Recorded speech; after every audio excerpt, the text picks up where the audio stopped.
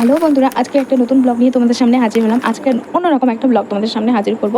তো আজকে রাতে কারোরই ভাত বানানোর একটু ইচ্ছা করলো না, তাই আমি বাজার থেকে গিয়ে একটা সুজির প্যাকেট আনলাম। আর মা বললো সুজি দিয়ে আজকে রুটি বানাবে। বাট মা আমাকে বললো, কিন্তু আমি কিন্তু কোনো রকম রুটি টুটি বেলতেও পারি না, ভাজতেও পারি না। মাকে বললাম, মা বললো ঠিক আছে, দুজন মিলে করবো, চ রান্নাঘরে। তারপর তো রান্নাঘরে আমি মায়ের সাথে গেলাম। তারপরে কড়াই একটু জল বসিয়ে দিয়ে তাতে একটু নুন দিয়ে গরম করতে দিয়ে সুজির ওই প্যাকেটটা গোটা সুজি ঢেলে দিল মা।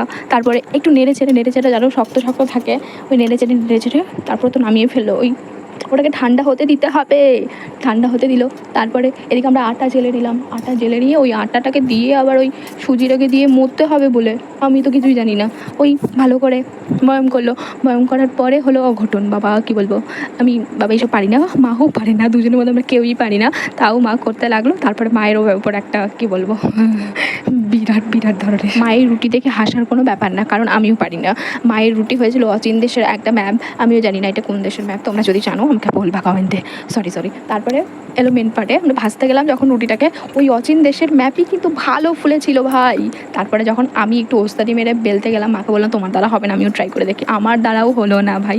আমারও একটা অচিন দেশের ম্যাপ হয়েছিল, কিন্তু তবুও গোলগাল একটু ভালো, জানি না কোন দেশের ম্যাপ। তারপরে ওটাকে যখন ভাজতে গেলাম, ওটা ফুললো না গাইস, অর্ধেকটা ফুললো না। মা আমাকে বললো তোর বেলা একদম ভালো হয়নি। তারপর তো আমি বেলিনি, মাই বেললো, মাই ভাজলো।